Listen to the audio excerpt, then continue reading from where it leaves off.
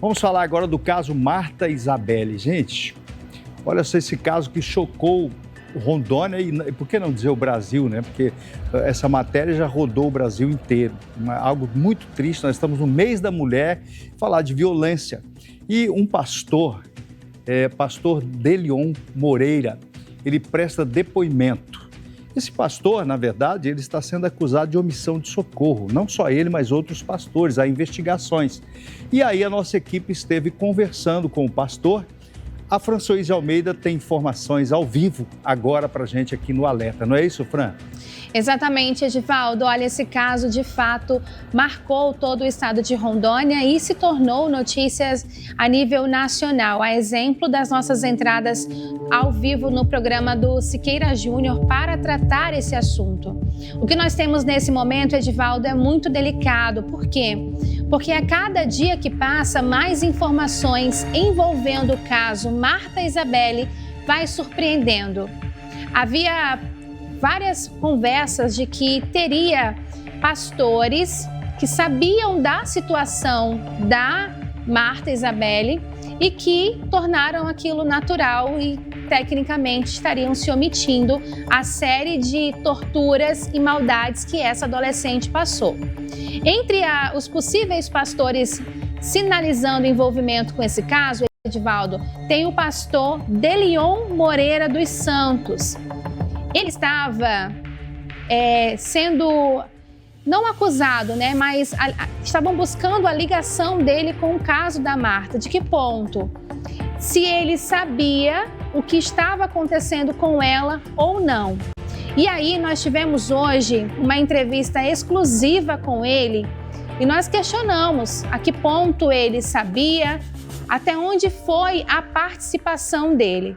O que ele explicou é que não conhecia a família, que o contato que ele teve com o Caleb, com a esposa, com a mãe do Caleb, né, que é o pai, madrasta e avó, e com a própria Marta, foram em 2 momentos pontuais, porque ele teria sido convidado pelo Caleb para poder ministrar na igreja em que o Caleb e a madrasta são pastores.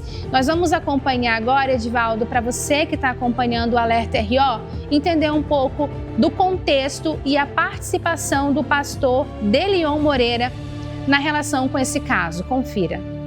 Quantas vezes o senhor viu a Marta? A Marta, eu cheguei a ver ela na primeira vez que eu fui pregar, né? Lá no ponto de culto. Ela tava... Há quanto tempo atrás, mais ou menos? Já faz o ano passado, já faz uns 5 meses por aí, entendeu? 4 meses. Foi em outubro do ano passado. Ela estava bem nessa época? Nesse tempo ela estava bem. Ela estava bem, entendeu? Perfeitamente com saúde normal. Isso na igreja? Na igreja.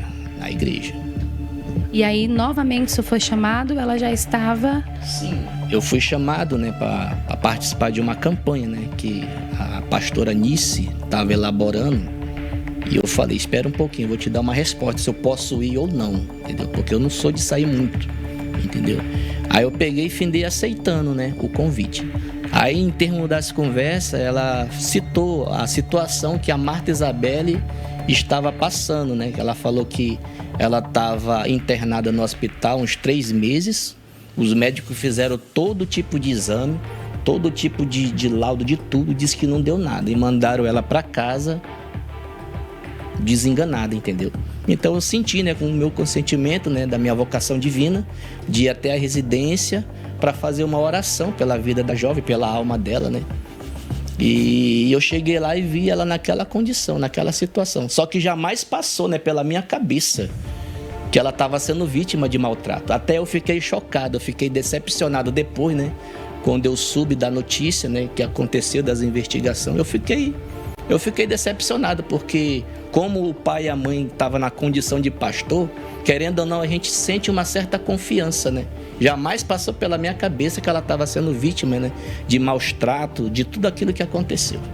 Quando o senhor chegou na casa para poder orar por ela e o senhor se deparou com ela aí, ali acamada, o senhor não percebeu que não poderia não ser algo relacionado a uma doença e sim maus tratos? Qual foi a sua impressão quando o senhor a viu, considerando que o senhor já tinha visto ela outras vezes? Porque, na verdade, é como eu falei, né? eles disseram que ela foi mandada para casa pelos médicos. E pela situação que eu vi, pelo corpo dela, né, a carne, os ossos aparecendo, eu vi que ali não tinha mais jeito. Então eu fui acionado para apresentar a alma dela para Jesus, né, para tentar de alguma forma dar um auxílio espiritual. O senhor não chegou a ver exames, eles não mencionaram alguma doença para justificar o estado da Marta? Não apresentaram nenhum tipo de exame. E também nem passou pela minha cabeça, né, de pedir, porque aquela conversa toda ali, a gente fica meio chocado, impactado, né? E jamais eu ia passar pela minha cabeça que ela estava sendo tratada daquela maneira. O senhor esteve com ela um dia antes a confirmação da morte, ela estava viva quando o senhor a viu? Ela tentou conversar, falar algo? Sim, eu tentei conversar com ela, né? Só que ela estava tão debilitada que ela quase não estava falando. Entendeu? Ela quase não estava falando, ela estava já muito fraca no estado que ela estava. Então, para tentar não forçar, né, eu apenas orei, apresentei a vida dela, orei por ela, entendeu? E foi só isso, e fui embora. No dia que foi confirmado a morte, o senhor esteve na casa? Não, no dia que foi confirmada a morte, eu não estive na casa, né? Apenas recebi uma ligação, né, ela dando a notícia que a Marta Isabelle faleceu. E eu fiquei triste, né? Muito triste com essa situação. E eu fui fazer apenas o meu papel religioso, né? Que foi orar pela alma dela. Um ponto importante a ser abordado, Edivaldo, é que nosso departamento de jornalismo, nós estamos produzindo uma série de reportagens específicas sobre esse caso. E nós encontramos o Instagram do Ministério Profético Apocalíptico, Apocalipse, que é a igreja em que o Caleb e a esposa dele eram pastores. É esse Instagram aí. Olha o nome, Edivaldo, Ministério Profético Apocalipse. Essa igreja, ela era conduzida pelo Caleb e a esposa, a madrasta da Marta. Sobe pra gente as imagens para vocês verem o banner de divulgação. Esse primeiro banner aí é o de divulgação em que o pastor Delion Moreira iria ministrar. Então, tecnicamente, Edivaldo, no dia 22 de outubro do ano passado, tá no banner, ele viu a Marta. A entrevista que eu tive com ele foi muito extensa, nós cortamos alguns pontos. E eu perguntei para eles como que ele sabia que a Marta era ela quando ele foi no culto. E ele explicou que quando ele chegou lá, que o contato dele com a família foi o seguinte: o Caleb e a pastora Anice entraram em contato com ele pelo WhatsApp e convidaram ele para ministrar na igreja deles. E o pastor Delion nunca tinha visto o Caleb e nem a pastora Anice. Então, quando ele foi ministrar, que é essa imagem que você está vendo aí, ó, olhem a data. Esse foi o dia que ele foi ministrar. Foi publicado dia 23. Lembra que o culto era dia 22? Então eu falei assim, como você sabia que era ela? Ele falou, quando eu cheguei, o Caleb se apresentou, me apresentou ela, apresentou a mãe, a esposa, e foi naquele momento que eu a vi. Então, quando ele conheceu ela em outubro, ele só retornou na casa no dia 23 agora de fevereiro, que foi a segunda-feira, quando a pastora, a madrasta da Marta, chamou ele para poder orar pela vida da Marta, que estaria desenganada. E eu questiono o pastor Delion, você viu ela naquele estado, como que você não vai imaginar algo como uma tortura, né? Tudo que ela passou, e ele disse que foi ali comovido e não parou para perguntar e só foi apenas orar. Na terça-feira, a Marta morreu. E aí, o que a gente traz nesse contexto todo, que a nossa reportagem investigativa tem buscado, é montar esse quebra-cabeça sobre as datas, os dias e as pessoas. Porque no dia que a Marta foi encontrada morta, você noticiou aqui no Alerta com exclusividade. E lá nós temos vídeos exclusivos aqui da Rema. Havia um pastor que inclusive conversou com o nosso repórter. Esse pastor, o nosso departamento de jornalismo está buscando identificar quem é esse pastor, porque esse pastor estava lá. E o que a gente precisa relembrar, Edivaldo, que é mais macabro de tudo isso? Você lembra que o médico do SAMU disse que ficou assustado e que o corpo estaria ali que ela já estaria morta com uma média de 6 horas? E no quintal também tinha uma fogueira. Tem muitas coisas nesse contexto que é como se o quebra-cabeça faltassem peças. E ainda falando sobre o pastor Delion, que se apresentou hoje à delegacia, a gente também conversou com o advogado dele. E a primeira coisa que eu perguntei foi por qual razão que ele se apresentou e se ele estava temendo pela vida. A gente vai conferir agora a narrativa do advogado de defesa do Delion. Confira. Seu cliente teme pela vida dele? É justamente por isso. Como ele ocupa um cargo significativo na igreja, então uma atitude, uma revelação nesse contexto no caminho futuro de tentar uma incriminação contra ele, impede ele até mesmo de exercer essa função dentro da igreja, né? Então essa é justamente a necessidade de a gente antecipar a revelação dos fatos, conforme a gente está vendo hoje. Ele está aqui no escritório, se apresentou na delegacia e está solto justamente porque a autoridade policial atuou com total lisura e entendeu que no presente momento não tem nenhum elemento que evidencie a futura denúncia, o indiciamento ou acusação do seu Delion.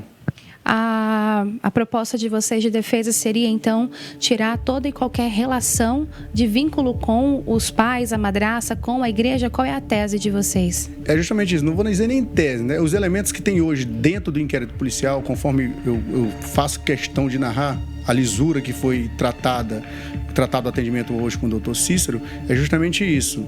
O seu Delion entregou o celular, lá tem toda a narrativa dessa comunicação de convite, que ele era convidado para comparecer a esses ministérios que são criados. Então eles têm o costume de convidar um pastor de uma igreja e de outra igreja para prestar essa pregação religiosa. Então a tese da defesa é essa, que acredita na justiça, né?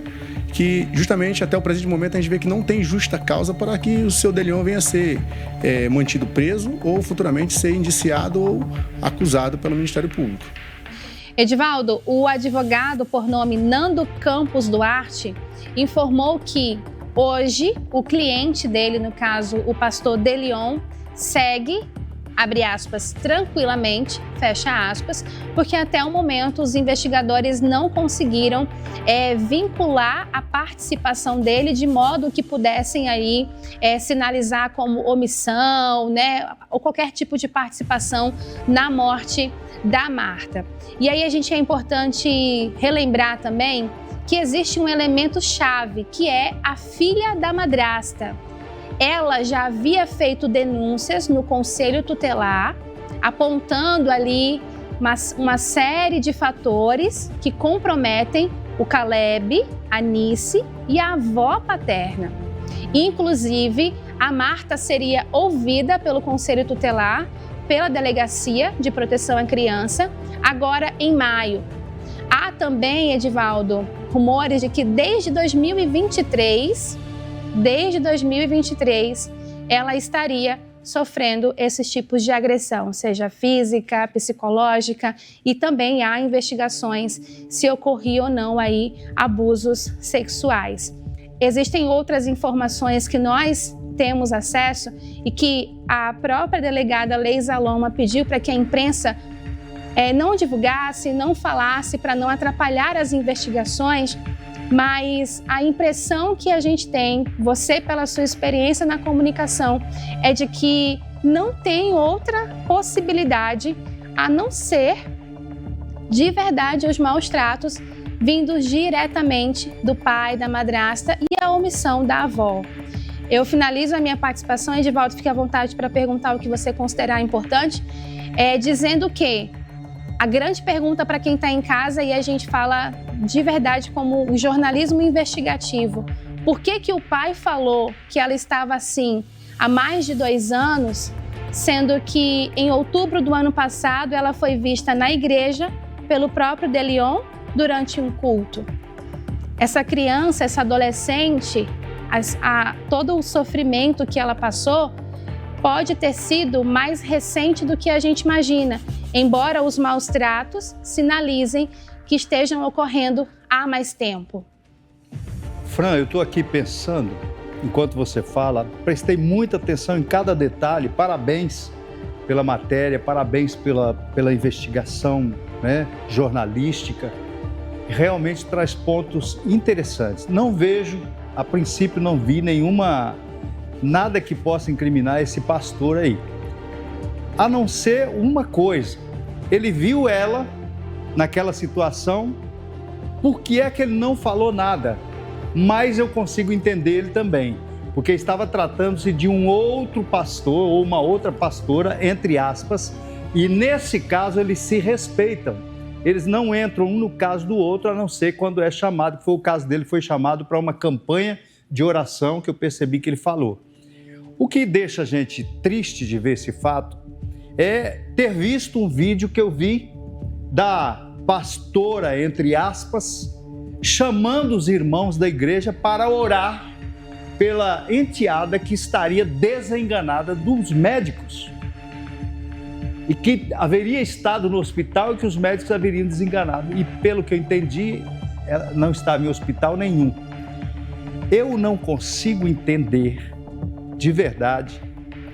E aí eu vou fazer um comentário aqui, como eu sou da igreja, eu entendo algumas coisas, eu posso até falar o seguinte: existem tantas desinformações por parte de alguns pastores que um caso de uma pessoa doente que vai até o médico e que o médico diz que ela não tem nada, mas ela continua sofrendo, se debatendo, eles podem dizer que é demônio, que os demônios quebravam ela, que não sei o quê. Pode ser algo dessa natureza que eles diziam, mas não é o que a gente vê ali, braço quebrado, nenhuma medida tomada, larvas nos ferimentos, nenhuma medida tomada, a moça se definhando, como disse alguém que foi lá ver ela pessoalmente, disse que estava tão magra que os ossos estavam se apontando.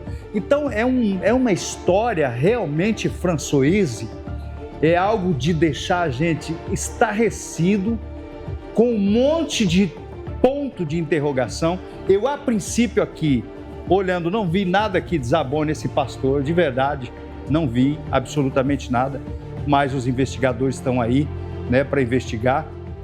Eu só não consigo entender o porquê que essa madrasta, se dizendo pastora, porque para mim uma mulher dessa não é pastora, me desculpe, me perdoe aí os pastores, mas uma mulher dessa não pode ser pastora, porque a pessoa que vai para o púlpito da igreja, pregar a palavra de Deus, pregar o amor de Jesus, e fazendo uma atrocidade dessa com a enteada, não tem a mínima condição de ser pastora. Me desculpe, eu não tenho como ficar quieto, não tenho como me calar. Fran, eu quero te agradecer e mais uma vez te parabenizar. Agora vamos continuar acompanhando esse caso, né, Fran?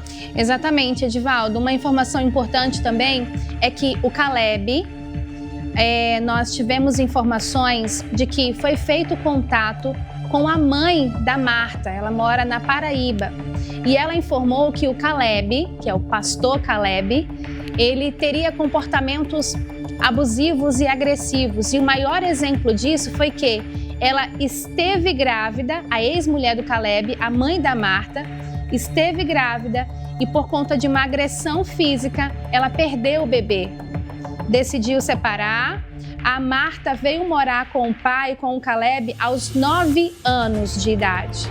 No começo, a mãe da Marta tinha contato com ela. Com o passar dos tempos, foi perdendo esse contato e sempre era a justificativa de que está na escola, está ocupada. Então, a mãe perdeu o contato com a filha.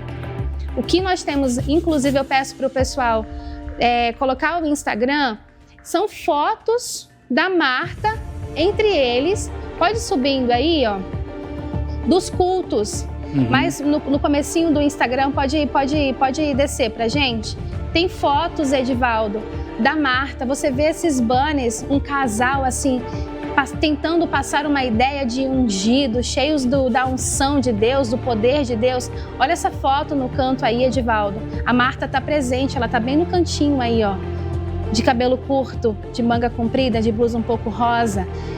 Olha o dia que essa foto foi publicada, Edivaldo. O que a gente precisa, o meu jornalismo eu sou especialista em investigativo.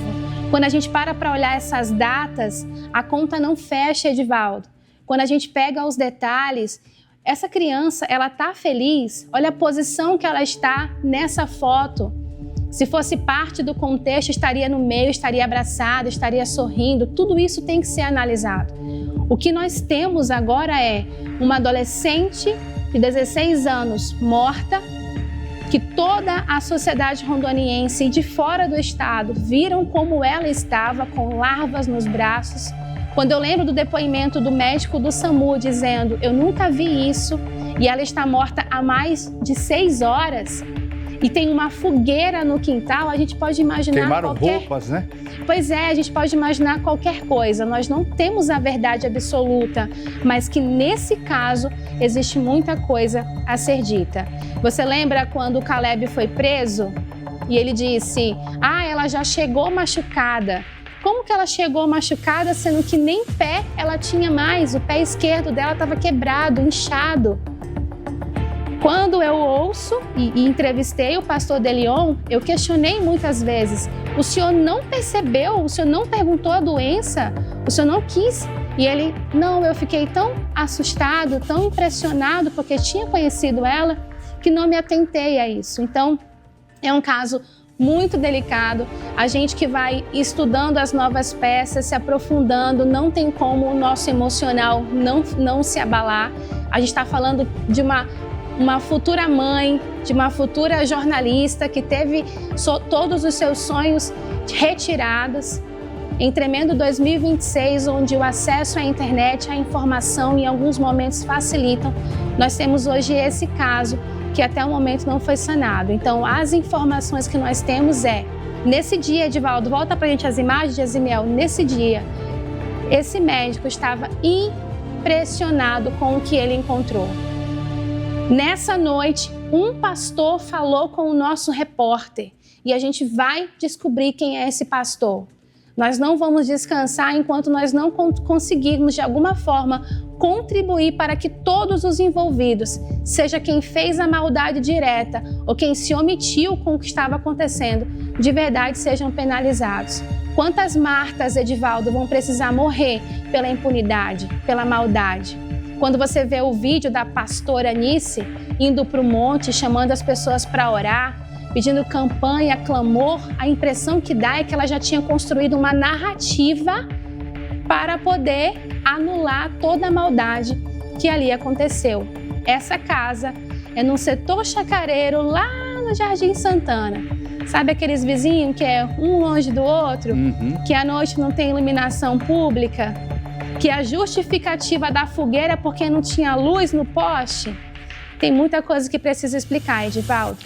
Obrigado, Fran. Obrigado. Nós vamos acompanhar atentamente esse caso e queremos ver, com certeza, todos envolvidos e responsáveis, responsabilizados e pagando pelos seus erros. Obrigado, Fran.